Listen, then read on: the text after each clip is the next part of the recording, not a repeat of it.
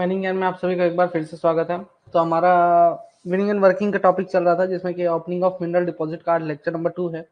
हमने कल शाफ्ट का सिंकिंग का बहुत सारी चीजें देख ली थी कि कैसे शाफ्ट सिंक किया जाता है, ठीक है। और आज इसी चीज को आगे बढ़ाते हुए हम जो भी स्पेशल मेथड्स हैं शाफ्ट सिंकिंग के, उन सभी मेथड्स को भी यहाँ पर कवर आउट करेंगे। कल मैंने आपको जो भी शाफ्ट सिंकिंग में जितने भी चीज़ों की ज़रूरत पड़ती है, उन सभी के बारे में जानकारी दे दी थी। तो आज हमें शाफ्ट सेंटरिंग का अरेंजमेंट देखना है बेसिकली, ठीक है, कि आखिर शाफ्ट का सेंटरिंग कैसे किया जाता है। क्योंकि आप भी जानते हैं शाफ्ट एकदम सीधा सीधा आपका जाना चाहिए, तो वर्टिकलिटी और जो शाफ्ट का रेडियस है वो दिन में एक बार जो है तो पर डे चेक किया जाता है, ठीक है। हर 24 घंटे में एक बार भी बोल सकते हैं, पर डे आपका ये जो चेक किया जाता है। अब इसके लिए हम क्या करते हैं, प्लम्ब ऑफ वायर को जो है तो ऊपर से सस्पेंड करते हैं। कल मैंने आपको बताया था प्लम्ब ऑफ वायर को सस्पेंड करने के लिए, जैसे कि मान लीजिए ये आपका शाफ्ट है, ये आपका शाफ्ट है, इसमें मैंने सरफेस से एक ऐसे रॉड टांग दी, लगा दिया सरफेस पे, और इसमें से मैंने प्लम्ब ऑफ वायर को सस्पेंड कर दिया। लेकिन जब आपका शाफ्ट का डेप्थ बहुत ज़्यादा हो जाता है, तो इसके लिए हमें अलग से अरेंजमेंट्स करने पड़ते हैं, जिसमें कि आप लाइट सेक्शन रेल्स का इस्तेमाल करते हैं, जो कि एक रोलर के ऊपर जो है तो क्या करते रहते हैं, लगातार स्लाइड करता रहता है, ठीक है। और इसमें यू क्लैंप्स लगे होते हैं, जो कि ओवर टर्निंग और लैटरल मूवमेंट से जो है तो आपके रेल्स को रोकता है, ठीक है। जस्ट आप ऐसे इमेजिन कर सकते हो, आपने कहीं पर बहुत सारी जगह पे जब आप रेलवे क्रॉसिंग्स पे जाते हो, तो रेलवे क्रॉसिंग में दो टाइप का अरेंजमेंट आपने नोटिस किया होगा। एक अरेंजमेंट ऐसा होता है जिसमें कि आपका ये रेलवे क्रॉसिंग हो गया है ना, इस टाइप से होता है। अब ये पोर्शन जो है तो ऊपर चला जाता है इस टाइप से, ठीक है, और फिर नीचे चला आता है, तो ऊपर जाता है और नीचे आता है। एक तो ये अरेंजमेंट हो जाता है। दूसरा अरेंजमेंट जो आप देख पाएंगे कि यहाँ पे 3 पिलर्स लगे होते हैं। आपको अगर यहाँ से गुजरना है, ठीक है, 3 पिलर्स इस प्रकार से, तो जिसपे कि ये एक बड़ा सा यही जो बूम बैरियर है, ये इस पे रखा होता है। ये इस तरीके से स्लाइड करते हुए इसी पर आकर यहाँ पर लग जाता है, ठीक है। तो ये जो स्लाइडिंग अरेंजमेंट है, ठीक है, स्लाइडिंग अरेंजमेंट है, ये हमने प्रोवाइड करा दिया है, जिसमें कि लाइट सेक्शन रेल्स होते हैं जो कि रोलर्स के ऊपर स्लाइड करता है, ठीक है। फिर इसके बाद हम क्या लगाते हैं, इसके दोनों साइड में यू क्लैंप लगाते हैं, यू शेप का ऐसे क्लैंप लगाते हैं, जिसके बीच में आपका ये रेल होता है, रेल सेक्शन होता है, जो कि इधर उधर लैटरल मूवमेंट, मतलब इधर या फिर इधर घूमने ना पाए, इधर उधर न जाने पाए, ओवर टर्निंग ना होने पाए, इस चीज को अवॉइड करने के लिए इसका इस्तेमाल किया जाता है, ठीक है। तो इस चीज को ध्यान में रखिएगा। और इसी से फिर मैं क्या करता हूं कि आपका शाफ्ट का सेंटर पता करने की कोशिश करता हूं, ठीक है। इसमें चैनल्स लगे होते हैं, ठीक है। ये कुछ इस प्रकार का ये देख पा रहे होंगे आप, अरेंजमेंट होता है जिसमें कि आपका प्लम्ब ऑफ वायर लटकाया जाता है, ठीक है। यहाँ पर ये आपका पुली होता है, ठीक है। ये आपका रेल्स होते हैं, ये आपके यू सेक्शन हो गए, ठीक है। और ये आपका 2 ठो चैनल हो गया, ठीक है, जिसके ऊपर पूरा का पूरा ये अरेंजमेंट बैठा होता है, ठीक है। और ये आपका रेल सेक्शन हो गया, जो कि पूरा रोलर्स के ऊपर, इन रोलर्स के ऊपर स्लाइड करते हुए आगे की तरफ बढ़ता है। यहाँ पर आपका ये लगा हुआ है विंच, इस विंच से रस्सी लपेटी हुई है इस विंच में, और इस विंच से आप क्या करते हैं, ये रस्सी यहाँ पर आती है और यहाँ से नीचे की तरफ जाती है, और प्लम्ब बॉब वायर आपका लटका रहता है, ठीक है। प्लम्ब बॉब आपने देखा होगा, जब बहुत जगहों पे जब घर बनता है, तो वहां पर जो मिस्त्री होता है अपने साथ प्लम्ब बॉब वायर लेकर चलता है, ठीक है। तो ये चीज आप याद रखिएगा कि लोवरिंग के समय जो लाइट प्लम्ब बॉब है उसका यूज होता है। एंड शाफ्ट बॉटम में 19 केजीएफ वाला वजन का जो है तो प्लम्ब बॉब यूज अटैच किया जाता है, ठीक है। 19 केजीएफ वजन वाला जो है तो प्लम्ब बॉब अटैच किया जाता है, क्योंकि प्लम्ब बॉब का वजन जितना ज्यादा होगा उतना कम डिफ्लेक्शन अपन को देखने को मिलता है, ठीक है। तो इन चीजों को ध्यान में रख सकते हैं, ठीक। आगे बढ़ते हैं। डीलिंग विथ वाटर, पानी से डील करना है, ठीक है। अब चूंकि आप जानते हैं कि भाई शाफ्ट सिंकिंग करेंगे तो जाहिर सी बात है भाई, पानी तो ढेर सारा आएगा ही भाई। कुआं खोदते हैं पानी के लिए ही। अब हम तो यहाँ कुआं खोद रहे हैं पानी ना हो इसके लिए, ताकि कोयला वगैरह निकाला जा सके, और मिनरल डिपॉजिट निकाला जा सके, और डिपॉजिट निकाला जा सके। तो इसके लिए ऐसा बोला जाता है कि अगर शाफ्ट में 100 लीटर पर मिनट से अधिक पानी बनना स्टार्ट हो जाता है, चारों तरफ से वाटर का पर्कोलेशन हो रहा है, साइड से, वॉल से, चारों तरफ से पानी आ रहा है भर भर के, और अगर 100 लीटर पर मिनट से अधिक का पानी आता है तो आपको पंप का इस्तेमाल करना पड़ेगा, जिसके लिए आप सेंट्रीफ्यूगल पंप इस्तेमाल करते हैं। अब इसके लिए 2 छोटे-छोटे पंप लगाए जाते हैं, ठीक है। अगर परमानेंट लाइनिंग आपका कंप्लीट हो चुका है तो डिवाटरिंग के लिए मैक्सिमम 8 स्टेजेस का पंप इस्तेमाल किया जाता है, ठीक है। तो इसका बात का ध्यान रखिए। तीसरा आता है आपका, अगला जो टॉपिक है वो है वेंटिलेशन। भाई ठीक है, पानी तो संभाल लिया हमने, पंप लगा लिया, डिवाटरिंग कर रहे हैं, अच्छी बात है, लेकिन जैसे जैसे गहराई बढ़ती जाएगी वैसे वैसे सांस लेने में तकलीफ होती जाएगी। भाई हवा तो पहुंचेगी क्यों, हवा वहां तक जाएगी कि नहीं जाएगी, जाएगी तो कितनी मात्रा में जाएगी। तो आपको तो क्या चाहिए कि भाई ये कांस्टेंट इतना चाहिए कि पर्याप्त हवा मौजूद हो मेरे सारे वर्कर्स के लिए। तो इसके लिए बोलता है कि अगर शाफ्ट की गहराई आपकी 25 मीटर से ज्यादा हो जाती है तो उस केस में आपको वेंटिलेशन प्रोवाइड कराना पड़ेगा सिंकिंग के लिए, सिंकिंग के समय। और ये वेंटिलेशन आप एक मैकेनिकल वेंटिलेटर से प्रोवाइड कराते हैं, जो कि एक प्रकार का फोर्सिंग फैन होता है, और इसकी जो कैपेसिटी होती है 300 cubic metre per minute capacity वाला फोर्सिंग फैन आप यूज करते हैं। इसमें आपने एयर ट्यूब्स अटैच कर देते हैं, ठीक है, आयरन शीट वाली, जिसका डाया होता है 0.6 मीटर। ये शाफ्ट के साइड्स में सस्पेंडेड रहता है, जिससे की मदद से सरफेस से आप बॉटम तक क्या पहुंचा सकते हैं, हवा पहुंचा सकते हैं। अगला जो दिक्कत है वो है लाइटिंग का, कि भाई आपको लाइटिंग प्रोवाइड करानी है। तो सबसे पहले तो आप इलेक्ट्रिक कैप लैंप्स जो है तो हर एक वर्कर को प्रोवाइड करा देते हो। दूसरा, आपको शाफ्ट के बॉटम को जो है तो जगमगाना है, तो उसके लिए 4 से 6 बल्ब लगाए जाते हैं 100 वाट के, ठीक है, 110 वोल्ट वाले। और ये जो क्लस्टर ऑफ को जो आप बल्ब्स को जो पावर सप्लाई कर रहे हैं वो आर्मर्ड केबल की मदद से जो है तो पावर सप्लाई किया जाता है। केबल रील इसकी जो है तो सरफेस पर रखी रहती है, ठीक है। चलो, तो हमने क्या क्या चीजें कर ली, हमने पानी से डील कर लिया, शाफ्ट का सेंटरिंग कर लिया, सबसे पहले शाफ्ट का सेंटरिंग किया, फिर वाटर से डील किया, फिर वेंटिलेशन प्रोवाइड किया, फिर लाइटिंग प्रोवाइड की, ठीक है। अब आता है मेन चीज जो कि है आपका लाइनिंग, ठीक है। हमने टेम्पररी और परमानेंट लाइनिंग की एक छोटी सी झलक कल के लेक्चर में देखी थी, लेकिन अब अगर मैं कंक्रीट की लाइनिंग करता हूं, जिसमें कि आपका ब्रिक लाइनिंग वगैरह था, लेकिन अगर मुझे कंक्रीट का इस्तेमाल करना है तो यहाँ पर 2 प्रकार की लाइनिंग होती है। एक होती है रीइंफोर्स्ड कंक्रीट लाइनिंग और दूसरी होती है मोनोलिथिक कंक्रीट लाइनिंग, ठीक है। रीइंफोर्स्ड कंक्रीट लाइनिंग जो होती है ये कुछ ज्यादा ही कॉस्टली रहता है, ठीक है। हाई वाटर प्रेशर को ये रेजिस्ट कर सकता है, मतलब झेल सकता है। इसी के साथ ही ब्रिक वॉलिंग इसकी बहुत ज्यादा होती है, सॉरी, ब्रिक वॉलिंग के कंपैरिजन में ये बहुत ज्यादा मजबूत होता है, ठीक है। और एयर करंट को फ्रिक्शन भी कम से कम देता है। मतलब फ्रिक्शन मतलब कि क्या होता है, फ्रिक्शन रोकने की क्षमता, मतलब कि घर्षण, एक प्रकार से घर्षण के कारण हवा की स्पीड जो है तो घटती है। जैसे कि मान लीजिए, जस्ट सपोज दैट कि मेरा शाफ्ट 2 प्रकार के शाफ्ट बनाता हूं, एक ये मेरा शाफ्ट है और एक शाफ्ट मेरा ये है। अब ऊपर से हवा में भेज रहा हूं फैन की मदद से दोनों ही शाफ्ट में। ये बताइए हवा बॉटम तक किसमें ज्यादा एफिशिएंट तरीके से पहुंचेगा। जाहिर सी बात है इसमें पहुंचेगा, इसमें आराम से एकदम सीधा सीधा, ठीक है, सीधा सीधा आ जाएगा। लेकिन इसमें क्या होगा, इसमें इससे टकराएगा, फिर इधर जाएगा, फिर टकराएगा, फिर इधर जाएगा, फिर इधर टकराएगा, इधर टकराएगा, ऐसे इधर उधर जाके यहाँ पे बहुत लेस क्वांटिटी में एयर पहुंचेगी। क्यों? क्योंकि जमीन खुरदुरी है, जिसके कारण आपका ये इसका सरफेस देखिए, साइड्स में जो सरफेस है ये बड़ा ही स्मूथ है। इसका कैसा है, रफ सरफेस है, खुरदुरा सरफेस है, जिसके कारण जो है तो फ्रिक्शन अधिक हो जाता है। रफ सरफेस के कारण घर्षण अधिक होता है, ठीक है। तो फ्रिक्शन का जो है तो बहुत कम होता है एयर करंट पे, और इसको बनाना भी बहुत तेजी से आप बना सकते हैं, ठीक है। लेकिन इसमें दिक्कत ये है कि ये इतना ज्यादा मजबूत होता है कि इसमें क्रैक्स डेवलप हो जाते हैं। अगर हल्का सा भी भूकंप आया तो कोलैप्स भी कर सकता है। दूसरा आता है monolithic concrete lining. Reinforced concrete lining तो कॉस्टली था, लेकिन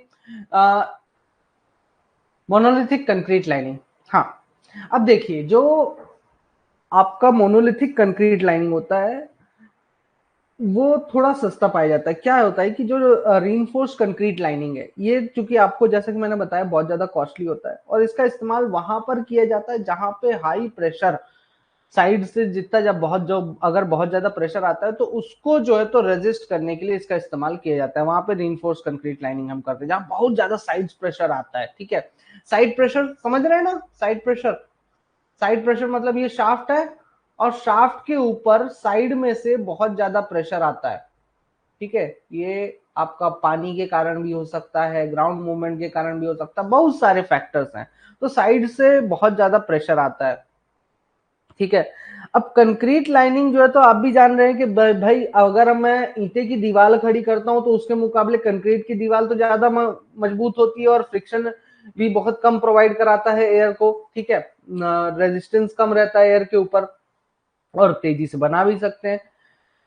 लेकिन दिक्कत यही है कि इसमें मजबूती इतनी ज्यादा होती है कि थोड़ा सा भी दिक्कत होता है तो भाई ये टूट सकता है, ठीक है। तो मोनोलिथिक कंक्रीट लाइनिंग में हम क्या करते हैं कि जो कंक्रीट का प्रोपोर्शन है, ठीक है, मिक्सचर जो कंक्रीट का तैयार करते हैं उसके मिक्सचर में थोड़ा सा हम बदलाव करते हैं। 1:2:4 के रेशियो में मिक्सचर प्रिपेयर करते हैं, जिसमें कि एक भाग सीमेंट का होता है, 2 भाग सैंड के डाले जाते हैं। मतलब अगर एक तगाड़ी वो जो होता है ना जिसमें कि अपन क्या कहते हैं सीमेंट वगैरह मिक्स करते हैं जिसकी मदद से, तो वो एक पोर्शन उसका, 2 इसका और 4 कोर्स एग्रीगेट मतलब कि जो गिट्टी वगैरह होती है वो डाला जाता है, ठीक है। ड्राई शाफ्ट के लिए सबसे बेस्ट माना जाता है ये, ठीक है। इसी के साथ ही हम शटरिंग करते हैं, जिसकी जो कि 1 मीटर की हाई स्टील, 1 मीटर की लंबाई वाला जो है तो स्टील शीट होता है, जो कि वेट कंक्रीट को अपनी जगह पर रखने का काम करता है। एंड आप आखिरी में हम सीजीआई शीट्स का इस्तेमाल कर लेते हैं, जिसकी थिकनेस होती है 40 mm, ठीक है। और जहां पर वाटर पर्कुलेशन ज्यादा होता है तो वहां पे इसका इस्तेमाल भी किया जा सकता है, जहां पे पानी ज्यादा निकलता है तो वहां पे इसका इस्तेमाल किया जाता है, ठीक है, सीजीआई शीट्स वगैरह का।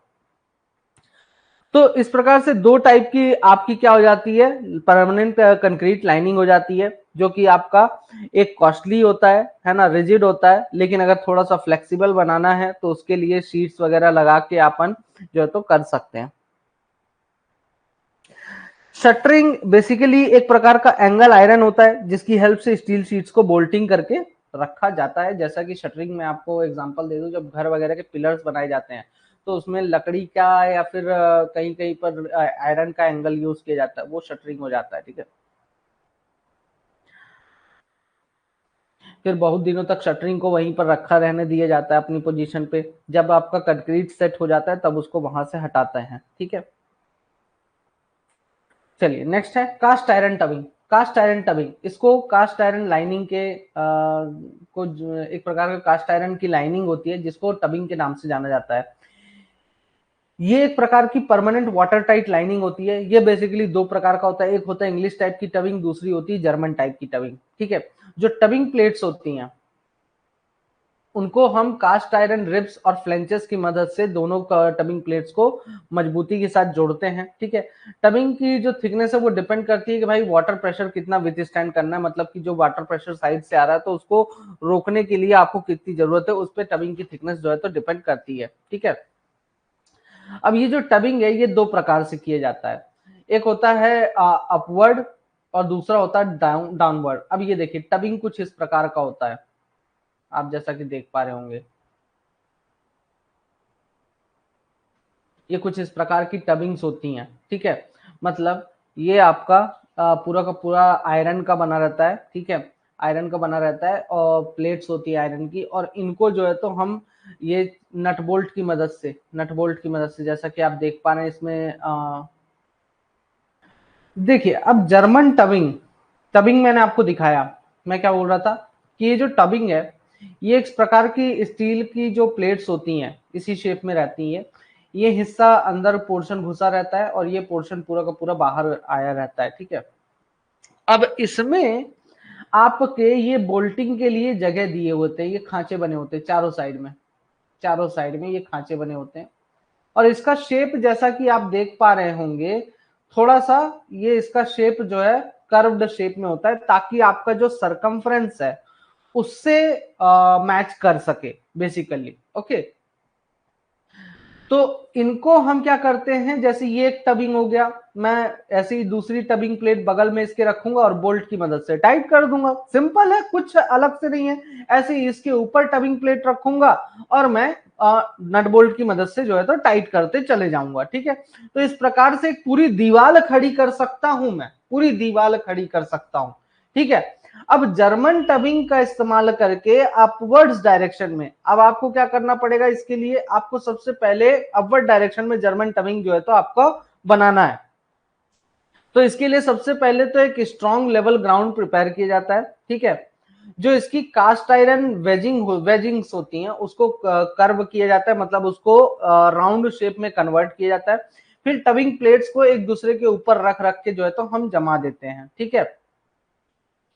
अब क्या होता है, एक बार में एक ही टबिंग प्लेट को जो है तो वाइंडिंग रोप की मदद से अटैच करके ले जाकर वेजिंग कर्व के ऊपर रखा जाता है और वहां पर उसको जो है तो क्या कर देते हैं, हम बोल्टिंग कर देते हैं, ठीक है। जस्ट सपोज, अब समझिएगा इस चीज को, मैंने अपवर्ड डायरेक्शन में कैसे बोला, आप लोग फिर बहुत ज्यादा डेप्थ में चले जाएंगे, लेकिन थोड़ा सा इसको ऐसे समझिएगा। जस्ट सपोज दैट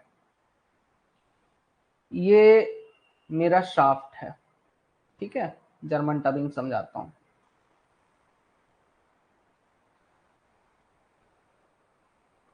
है यार, एक्सेस है,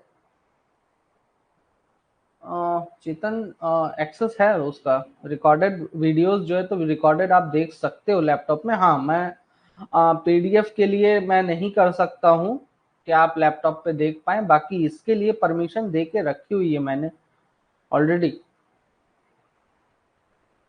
अब इसमें मैं क्या करूंगा, जैसे सबसे पहले भाई एक बार में तो पूरा शाफ्ट नहीं बनता ना, है ना, पहले इतनी गहराई तक गया मैंने यहाँ पर वेजिंग कर्व लगाया। ये वेजिंग कर्व ना जब ऊपर से आप देखेंगे तो शाफ्ट ये हो गया आपका शाफ्ट, और शाफ्ट में कुछ इस प्रकार से आपको दिखाई देगा, ठीक है।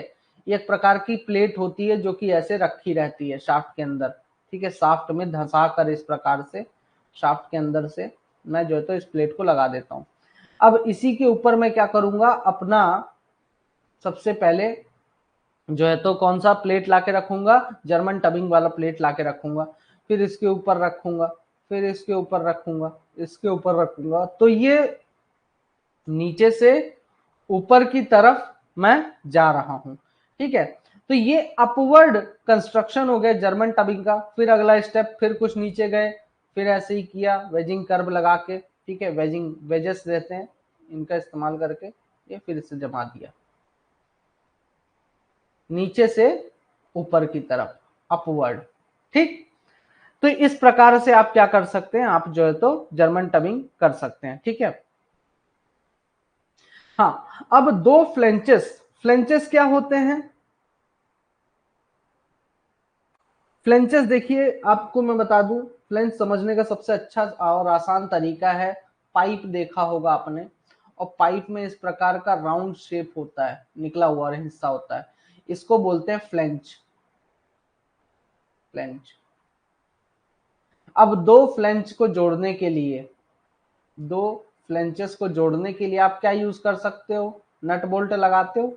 लेकिन क्या अगर मैं पाइप है, अगर वो पाइप है तो वो क्या नट बोल्ट के कारण वो दोनों फ्लेंच आपस में लोहे से लोहा चिपक के रहेगा क्या, थोड़ा कठिन काम होता है। इसलिए हम बीच में क्या लगाते हैं, हम बीच में लगाते हैं एक पतली सी रबड़ की शीट, ठीक है, ताकि वो अच्छे से टाइट हो जाए, अच्छी पैकिंग देता है वो, ढीला भी नहीं होगा जल्दी से, अगर ढीला भी होगा थोड़ा बहुत एडजस्ट हो जाता है, ठीक है। तो यहां पर हम क्या करते हैं, जो फ्लेंज के बीच का गैप होता है वहां पर हम लेड शीटिंग करते हैं, ठीक है।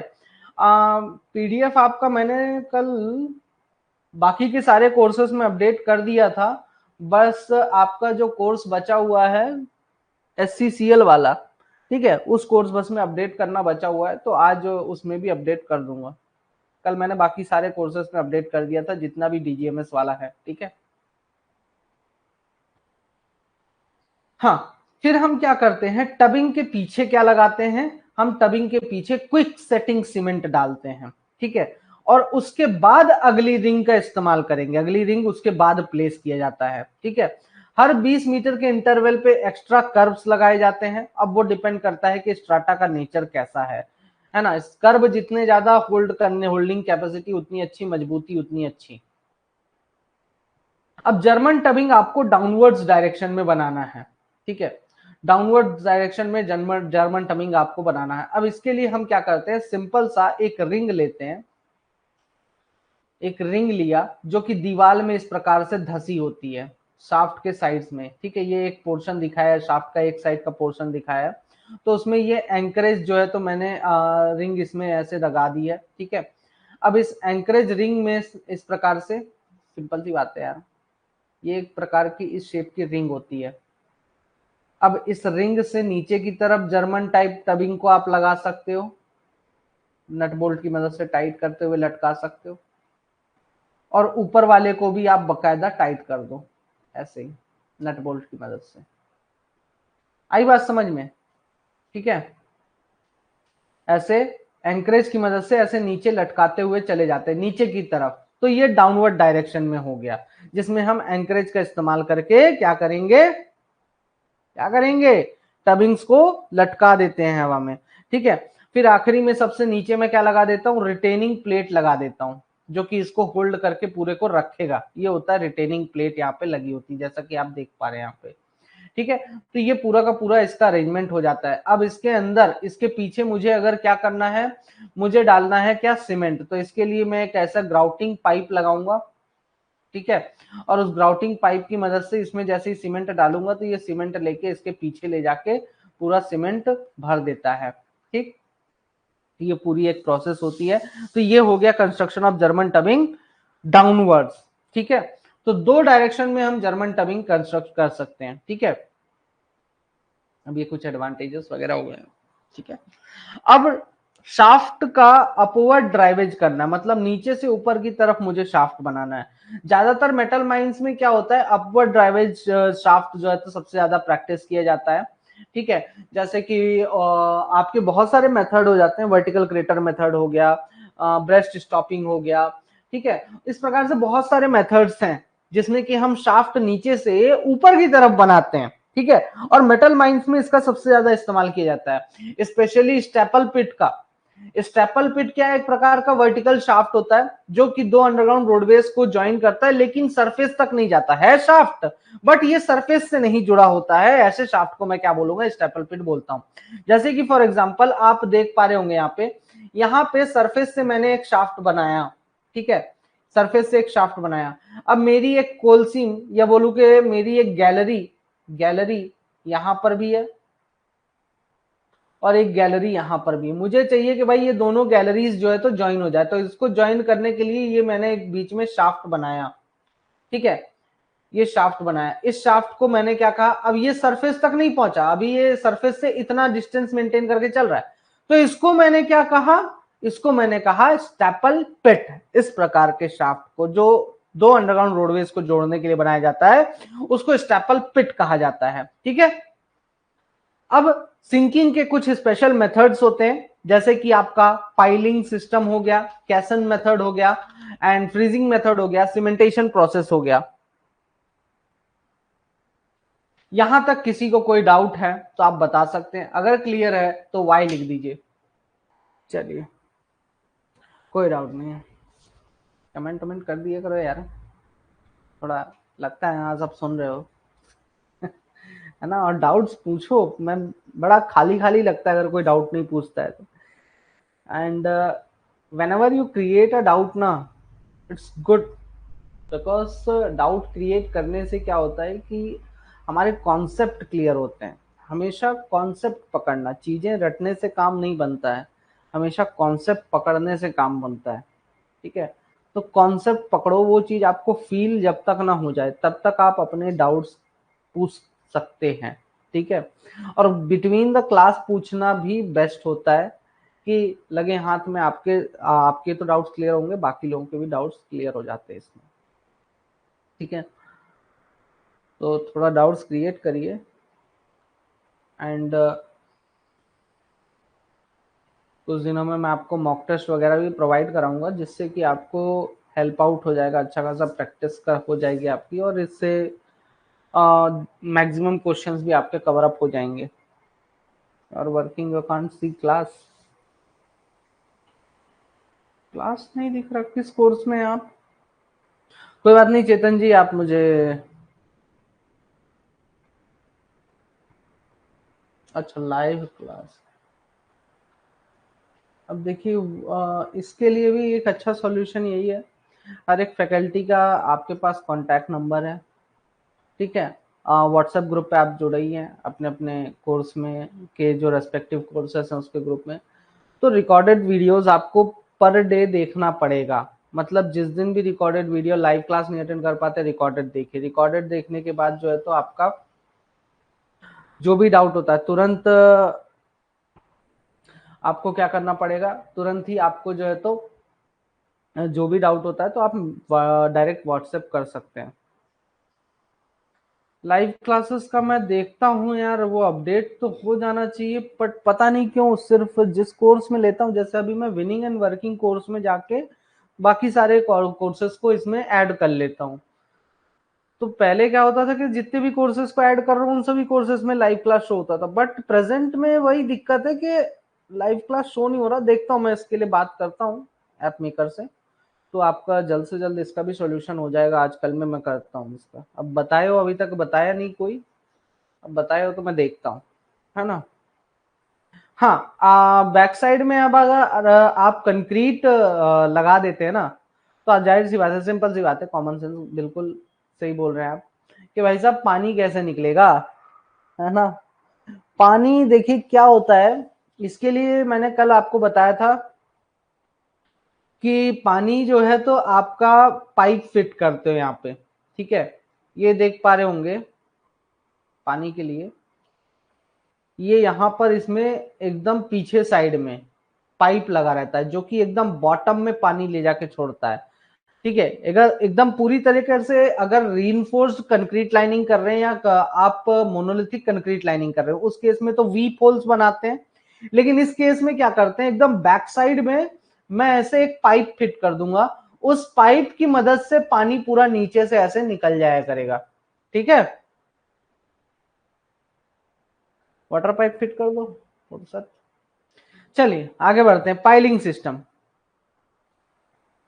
भाई ये सारा अरेंजमेंट करने के लिए, वेजिंग कर्व वगैरह लगाने के लिए, प्लेट्स लगाने के लिए, है ना, जो आपका शीट्स होती है वो लगाने के लिए आपको स्कैफोल्ड की जरूरत तो पड़ती ही पड़ती है। बिना स्कैफोल्ड की कैसे आप पूरी की पूरी शीट जो है तो दीवार पे लगाएंगे, जिसके पीछे आपको कंक्रीट वर्क करना पड़ेगा, है ना। कंक्रीट डालने के लिए आपको शीट तो आगे लगानी पड़ेगी ताकि पूरा कंक्रीट अपनी जगह पर बना रहे, तो स्कैफोल्ड की जरूरत तो पड़ती ही है। पाइलिंग सिस्टम, अब इस सिस्टम को पाइलिंग या फिर शीट पाइलिंग के नाम से भी जाना जाता है। ये सबसे बेस्ट वहां पर माना जाता है इसका इस्तेमाल जहां पर लूज डिपॉजिट होता है, जैसे सैंड, मड, एल्यूवियम, मिट्टी, ये सब चीजें पाई जाती हैं। और 20 मीटर की गहराई तक के लिए सबसे बेस्ट सिस्टम माना जाता है शाफ्ट सिंकिंग का। इसमें क्या होता है, स्टील की पाइल्स होती है 6 मीटर से 10 मीटर की लंबाई वाली, जिनको आपस में इंटरलॉक करके जो है तो हम डाल देते हैं, जमीन में धंसाते चले जाते हैं। और ये प्रैक्टिकली जो है तो वाटर टाइट होता है एक प्रकार का। पाइलिंग सिस्टम के लिए अगर आप इमेजिन नहीं कर पा रहे तो इमेजिन करने के लिए मैं आपको बता सकता हूं कि पाइल्स में क्या यूज किया जाता है। घर के ऊपर आपने देखा होगा बहुत जगहों पर जहां पर पक्की छत नहीं होती है, कंक्रीट की छत नहीं होती है, वहां पर किसका इस्तेमाल किया जाता है,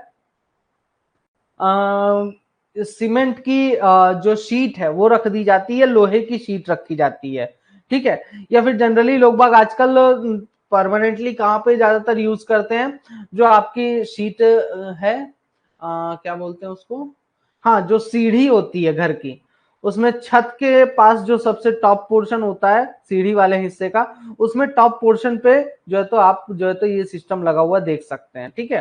तो जो शीट रहती है उसका इस्तेमाल किया जाता है, वही चीज यहाँ पर भी यूज होता है। अब इस तरीके से मैं सभी को क्या कर देता हूं, जोड़ के नट बोल्ट की मदद से बकायदा जोड़ा, और फाइनली ऊपर से ऐसे हैमरिंग करते हुए इसको जमीन में धसाते चले जाते हैं इस पूरे फ्रेम को। तो इससे क्या होता है, गड्ढा होता चला जाता है, ठीक है, बीच का मटेरियल आप बाहर निकाल लेते हैं। तो 20 मीटर की गहराई तक के लिए तो बेस्ट माना जाता है, लेकिन उससे ज्यादा गहराई होती है तो हम कैसन मेथड का इस्तेमाल करते हैं। कैसन मेथड बेसिकली सिंकिंग ड्रम, अब ये 3 प्रकार का होता है। एक होता है सिंकिंग ड्रम प्रोसेस, दूसरा होता है force drop shaft method, and तीसरा होता है न्यूमेटिक कैसन मेथड। तीनों का, हाँ, तो तीनों मेथड का मैं आपको सिंपल सा एक फंडा बताता हूँ, ठीक है, जो कि आपको याद होना चाहिए, उससे आपको कॉन्सेप्ट पकड़ में आ जाएगा। देखिए सिंपल सी बात है, मेरे पास जैसा कि पाइलिंग सिस्टम में देखा ना, एक ड्रम था, उसको जमीन में धंसाना स्टार्ट कर दिया। अब मुझे गड्ढा खोदना है, सिंपल सी बात है, देखिए गड्ढा खोदना है आपको छोटा सा, आप शाफ्ट तक मत जाओ, शाफ्ट तो बहुत बड़ा होता है, ठीक है। इसको ऐसे इमेजिन करो कि मेरे पास एक पाइप है, इस प्रकार से एक पाइप है। अब इस पाइप को मैं जमीन में जैसे ही धंसाऊंगा, जमीन में, सॉफ्ट जमीन में जैसे ही धंसाऊंगा, है ना, तो ये क्या करेगा, ये धंसता चला जाएगा, ठीक है, और आखिरी में मेरा इस प्रकार से शाफ्ट बना के मेरे को दे देगा, ठीक। जमीन में इस प्रकार से धंसेगा जब ये, तो अब देखिए, तो इस प्रकार से शाफ्ट मेरा एक छोटा सा पाइप की मदद से छोटा सा शाफ्ट मेरे घर का प्यारा सा शाफ्ट बन गया। अब इस पाइप को मैं तीन तरीके से इस पाइप से मैं क्या कर सकता हूँ, ये गड्ढा खोद सकता हूँ। पहला तरीका तो ये है कि मैं इस पाइप में क्या करूं, ये मेरा पाइप है, इस पाइप के जो निचले हिस्सा है, उस निचले हिस्से पर मैं एक ऐसी पतली सी कटिंग शू लगा दूं, पतली सी कटिंग शू लगा दूं।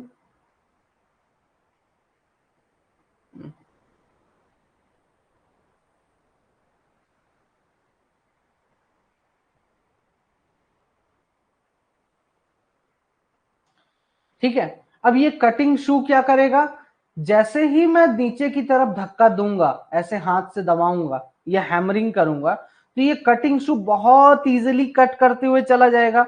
आधी बात समझिए भाई, कटिंग शू अगर नीचे लगा हुआ है, नुकीले पहने कटिंग शूज अगर लगे हुए हैं, तो ये आराम से नीचे धंसते हुए चले जाएंगे। अब इसकी क्या जरूरत पड़ेगी, बोलेंगे आप लोग, बोलेंगे सर इसकी क्या जरूरत है। देखो यार, नॉर्मल सा पाइप कैसा होता है, नॉर्मल पाइप ऐसे नॉर्मली होते हैं, ठीक है, कुछ इस प्रकार के। अब इनको जमीन में धंसाना एक बहुत कठिन काम होता है, ठीक है।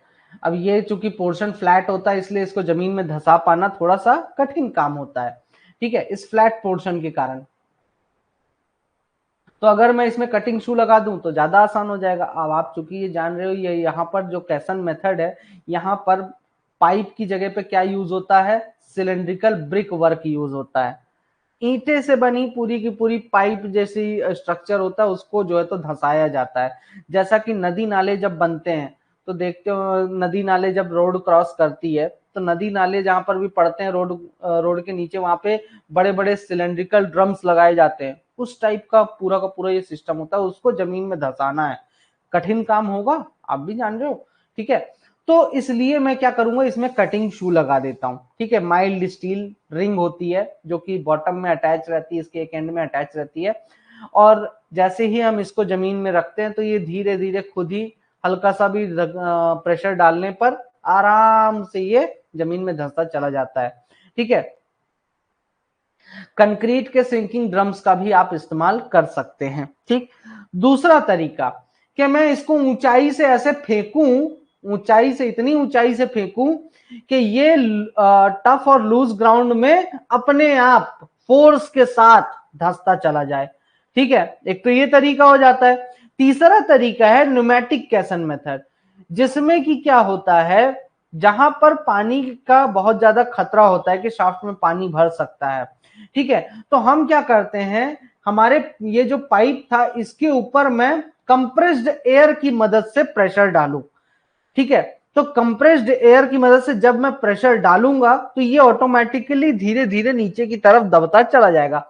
तो एक ही चीज को तीन अलग अलग तरीकों से हम क्या कर सकते हैं, इस्तेमाल कर सकते हैं। फोर्स ड्रॉप मेथड में हाइड्रोलिक रैम्स का इस्तेमाल किया जाता है, ठीक है। 60 मीटर की गहराई तक धंसाने के लिए हाइड्रोलिक रैम्स का इस्तेमाल किया जाता है फोर्स ड्रॉप मेथड में।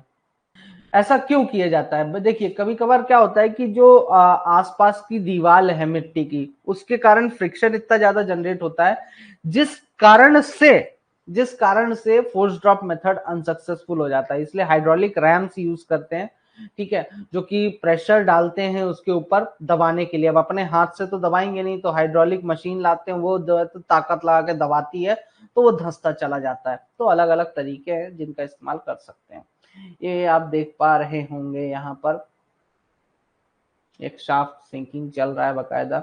ये देखिए मैं कुछ इस प्रकार के कर्व की बात कर रहा था जिसके ऊपर जर्मन टबिंग जो है तो प्लेस किया जाता है, ये कर्व्स इस टाइप के।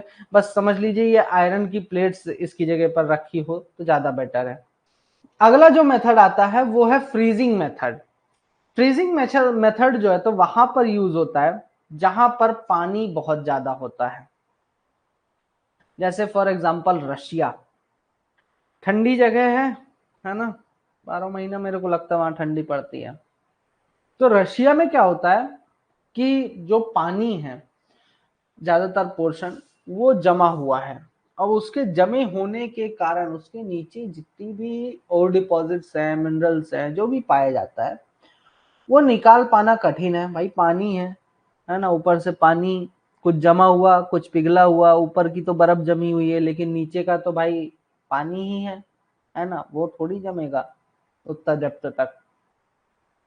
तो यहां क्या किया जाता है कि अनस्टेबल फ्राइएबल ग्राउंड अगर है कहीं पर, ठीक है, ऐसी जगह है जहां पर पानी और मिट्टी का ऐसा मिक्सचर है कि भाई वो बहता रहता है, मतलब दलदली क्षेत्र टाइप से, ठीक है। तो वहां पर क्या किया जाता है, वाटर बियरिंग स्ट्राटा में को जो है तो एक बहुत बड़े से जमे हुए ब्लॉक में कन्वर्ट किया जाता है। अब ये जो बहुत बड़ा सा जमा हुआ ब्लॉक होता है ये कुछ इस प्रकार से किया जाता है, ध्यान से देखिए। ये मेरा ग्राउंड है, ठीक है। अब मुझे यहाँ पर अपने मिनरल डिपॉजिट तक पहुंचना है, तो मैं क्या करूंगा, यहां से होल्स ड्रिल करूंगा चारों तरफ, ठीक है। टॉप से जब आप देखेंगे, टॉप व्यू अगर इसका दिखाऊं तो इस प्रकार से मैं होल्स ड्रिल करूंगा, ठीक।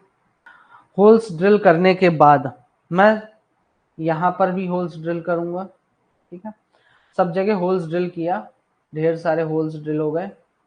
अब इन होल्स में मैं ब्राइन सॉल्यूशन, पहला स्टेप हो गया होल्स ड्रिल करना। दूसरा स्टेप, 3 ऑपरेशन है, दूसरे स्टेप में क्या करेंगे, हम ब्राइन सॉल्यूशन को होल्स में सर्कुलेट करेंगे। ब्राइन सॉल्यूशन बेसिकली क्या होता है, CaCl2, ठीक है। कोल्ड ब्राइन सॉल्यूशन को इसमें सर्कुलेट किया जाता है, इन होल्स में भर दिया जाता है, लगातार घुमाया जाता है। इससे क्या होता है कि ये पूरा का पूरा पोर्शन, ये पूरा का पूरा पोर्शन जो है तो बर्फ में कन्वर्ट हो जाएगा, ठीक है। एक मोटी सी दीवार बन जाएगी बर्फ की, ठीक है। आसपास का पूरा स्ट्राटा एकदम से जम जाता है। अब आप क्या करेंगे, अब आप यहाँ पर जो है तो बेसिकली ट्यूब्स का इस्तेमाल करके लाइनिंग करके बीच का पूरा हिस्सा पिघलाएंगे, ठीक है। लाइनिंग कर दिया ट्यूब्स की मदद से आपने, लाइनिंग कर दिया, ठीक है। बीच में से पिघलाना स्टार्ट करते हुए आपने, अब बीच से पिघलाने के लिए मैं क्या करता हूं, जैसे मैंने यहाँ पे कोल्ड ब्राइन सॉल्यूशन सर्कुलेट किया था वैसे ही मैं अब हॉट ब्राइन सॉल्यूशन जो है तो सर्कुलेट करता हूं। तो ये जो हॉट ब्राइन सॉल्यूशन सर्कुलेट करने की जो प्रोसेस होती है इसको बोलते हैं थॉइंग। क्या बोलते हैं, थॉइंग। तो ये 3 ऑपरेशन होता है जिसमें कि हम क्या करते हैं, बेसिकली सबसे पहले जमाते हैं फिर उसको ठंडा करते हैं, ठीक है। नेक्स्ट है सीमेंटेशन प्रोसेस। सीमेंटेशन प्रोसेस में क्या होता है कि किसी भी प्रकार का स्ट्राटा हो इस प्रोसेस का इस्तेमाल कर सकते हैं। इनका इसका मेन ऑब्जेक्टिव ये होता है कि भाई आपका जो कोलैप्सिंग ग्राउंड है उसको स्टेबलाइज किया जा सके, वाटर जो बहुत ज्यादा बह बह के आ रहा है चारों तरफ से उसको रोका जा सके, है ना, बाढ़ आने से रोका जा सके माइंस के अंदर या शाफ्ट के अंदर, और सैंड बॉइलिंग को भी प्रिवेंट किया जा सके। अब ये ऑपरेशन 2 फेजेस में होता है, एक तो सिंकिंग के पहले, शाफ्ट सिंकिंग के पहले, दूसरा शाफ्ट सिंकिंग के बाद, ठीक है। जिसमें कि हम किससे ट्रीटमेंट करते हैं, सीमेंट से ट्रीटमेंट करते हैं, जो कि डिपेंड करता है ग्राउंड की कंडीशन में। अब आपका प्री सिंकिंग ट्रीटमेंट होता है, दूसरा होता है पोस्ट सिंकिंग ट्रीटमेंट, और तीसरा होता है आपका प्री सिलिकेटाइजेशन, ठीक है। 3 मेथड्स होते हैं इसमें। जो प्री सिंकिंग ट्रीटमेंट होता है मतलब कि सिंकिंग करने के पहले, ठीक है, 2 फेज ऑपरेशन जैसे कि मैंने बताया, सिंकिंग करने के पहले शाफ्ट सिंकिंग के, और दूसरा लाइनिंग करने के बाद। तो प्री सिंकिंग मेथड में क्या किया जाता है कि आपका जो पानी का इनफ्लो है उसको घटाने की कोशिश की जाती है, ठीक है, प्री सिंकिंग ट्रीटमेंट में। जिसमें कि आप जो है तो रेट ऑफ सिंकिंग को बढ़ाने के लिए चारों तरफ से सीमेंट को की दीवार खड़ी करते हुए चलते हैं, ठीक है। सीमेंट की दीवार खड़ी करते हुए जो है तो आप नीचे की तरफ डाउनवर्ड डायरेक्शन में मूव करते जाते हैं। तो ये प्री सिंकिंग ट्रीटमेंट हो गया। फिर उसके बाद आपने लाइनिंग की अच्छे से, ठीक है, लाइनिंग बनाया, उसमें जो भी इंप्रूवमेंट करना हुआ वो किया। लेकिन पानी बहुत ज्यादा अभी भी बन रहा है, तो इसमें आप क्या करते हैं, टॉप व्यू से समझाता हूं कि शाफ्ट के साइड्स में आप इस प्रकार से होल्स मारेंगे, और होल्स मार के उनमें क्या करेंगे, उनमें आप जो है तो सीमेंट भर देते हैं। तो इससे क्या होता है कि सीमेंट एंड वाटर का स्लरी जो है तो डाल दिया जाता है, जिसके का होल्स ड्रिल करके, और इससे क्या होता है कि दीवार आपकी मजबूत हो जाती है, और इसी के साथ ही आपका जो है तो जो आसपास के क्रैक से पानी आ रहा होता है तो वो पानी आना भी बंद हो जाता है। अब एक प्रोसेस है आपका प्री सिलिकेटाइजेशन प्रोसेस। प्री सिलिकेटाइजेशन प्रोसेस में क्या किया जाता है, सीमेंट और रॉक के बीच में जो फ्रिक्शन है उसको रिड्यूस कर सकते हैं। इसमें हम क्या करते हैं, एक्स्ट्रा होल्स ड्रिल करते हैं, जिसमें कि सिलिकेट, अब ये चीज मैं लिख नहीं पाया हूं, मैं अपडेट करके इसको जो तो आपको प्रोवाइड करा दूंगा, प्री सिलिकेटाइजेशन वाला। ठीक है, क्या है प्री सिलिकेटाइजेशन?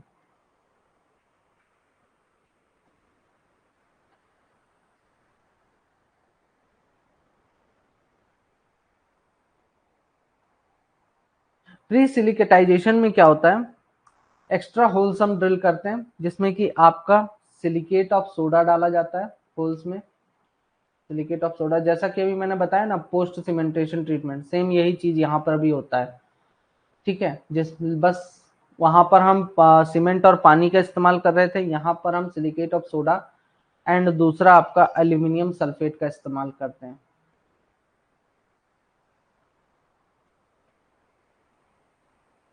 एल्यूमिनियम सल्फेट का इस्तेमाल करते हैं। ठीक है, अब जब हम ये चीजें होल्स में डालते हैं तो इसको क्या कहा जाता है, प्री सिलिकेटाइजेशन प्रोसेस कहा जाता है। एंड जिन होल्स में हम ये जो केमिकल्स ये डाल रहे हैं उसको क्या कहा जाता है, प्रोडक्ट होल्स कहा जाता है। इसको डालने का फायदा क्या है कि आपका जो सीमेंट है और जो रॉक है उनके बीच में जो फ्रिक्शन है उसको कम कर देता है। ठीक है, सीमेंट और रॉक के बीच का जो फ्रिक्शन है उसको कम करने में मदद करता है। कब? जब आप पोस्ट सीमेंटेशन पीरियड ट्रीटमेंट कर रहे होते हैं तब।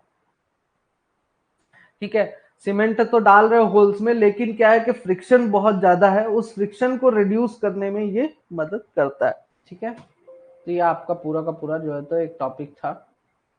अब आपको यही सारी चीजें जो है तो याद रखनी है ना, और कोई भी डाउट होता है तो आप बता सकते हैं। देखिए, जॉब में बहुत से हैं ऐसे जो कि क्या करते हैं कि देखो, आप अगर अब मुझे आप कहें कि सर जनरल शिफ्ट में लग जाता है और आपका क्लास हो रहा है, तो फिर मैं कैसे एडजस्ट करूंगा। चलिए ठीक है, मैं एक केस ये भी लेके चलता हूँ कि मैं शाम को क्लास ले लेता हूँ। ठीक है, कोई इशू नहीं, मुझे कोई इशू नहीं है। बट उसमें दिक्कत ये है कि भाई आप जनरल शिफ्ट में हैं, लेकिन जो जिनका शिफ्ट रोटेट होता है, तो मान लो उनकी इवनिंग की शिफ्ट फंस गई, तो उस केस में तो लाइव क्लास तो वो भी नहीं देख पाएंगे, है ना। लेकिन फिर भी वो सोचेंगे कि चलो भाई मेरी शिफ्ट फिक्स नहीं है तो मैं एडजस्ट कर लूं। तो हर किसी को थोड़ा सा एडजस्ट करना पड़ेगा, देखिए, है ना, थोड़ा थोड़ा एडजस्ट करेंगे, क्योंकि सभी लोग यहाँ पे सीखने आए हैं और सीखें। अब उसके लिए मेहनत तो देखिए पड़ेगी ही, है ना, एडजस्ट करना पड़ेगा, मेहनत करनी पड़ेगी, तब जाके तो टारगेट हमारा जो है, जिस चीज को हम देख रहे हैं यहाँ से बैठ के कि हाँ मुझे वहां पहुंचना है, तब तो वहां पहुंच पाएंगे। इतना ही आसान होता तो फिर क्या था। प्रीसिलिकेटाइजेशन बेसिकली एक ऐसी प्रोसेस है जिसमें कि आप सीमेंट और रॉक के बीच का फ्रिक्शन रिड्यूस करने के लिए इस्तेमाल करते हैं। ठीक है, अब आप बोलेंगे कि सर क्या जरूरत है सीमेंट और रॉक के बीच के फ्रिक्शन को। ठीक है, देखिए, कुछ पत्थर ऐसे होते हैं जिनमें की जरूरत पड़ती है, तो इसके लिए हम क्या करते हैं, एक्स्ट्रा होल्स ड्रिल करते हैं। मतलब कि फॉर एग्जांपल मैं ऐसे बताता हूँ,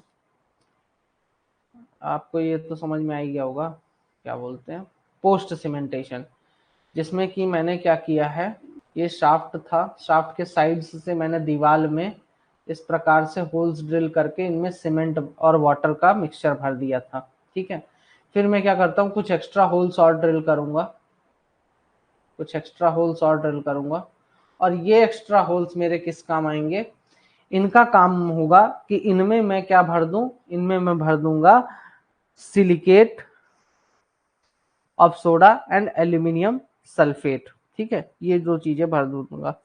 इन केमिकल्स को भरने से जो है तो मेरा जो इनके बीच की मजबूती है एक तो बढ़ जाती है, हमारा जो क्या बोलते हैं सीमेंट जो अभी फ्लो नहीं कर पा रहा था, क्या है कि जो सीमेंट में डाल रहा हूँ किसमें, पोस्ट सीमेंटेशन ट्रीटमेंट में, जब मैं सीमेंट होल्स में डालता हूं तो आप बताइए क्या इसकी गारंटी है कि सीमेंट पूरी तरह से फ्लो करते हुए अंदर की तरफ चला जाएगा? नहीं, ऐसा कोई जरूरी तो नहीं है।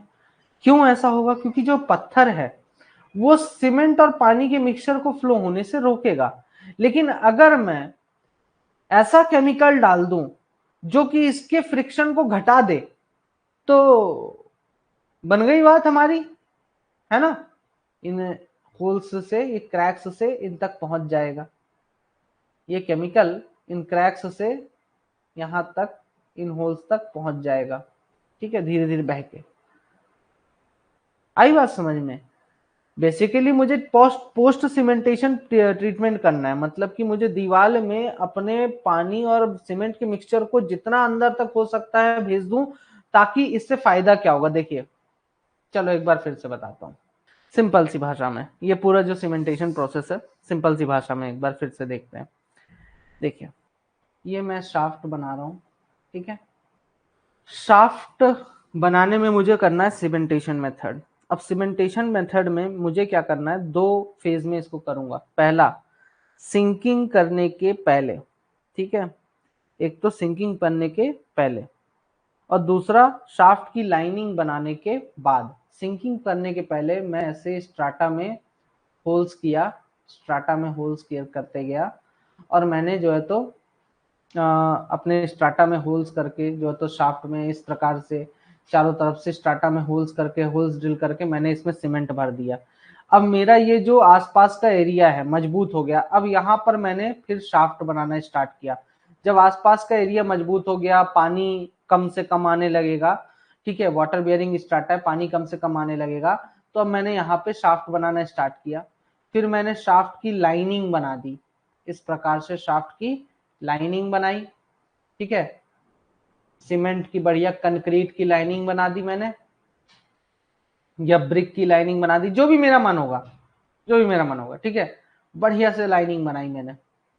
जब मेरा लाइनिंग बन के तैयार हो गया, अब मुझे क्या चाहिए, मुझे चाहिए कि मैं कुछ ऐसे होल्स और ड्रिल करूं और उनमें सीमेंट इस प्रकार से भर दूं कि जितने भी आसपास के क्रैक्स हैं, जितने भी क्रैक्स से पानी बह बह के आ रहा है, इन सभी क्रैक्स में, इन सभी क्रैक्स में जो है तो सीमेंट और पानी का मिक्सचर पहुंच जाए।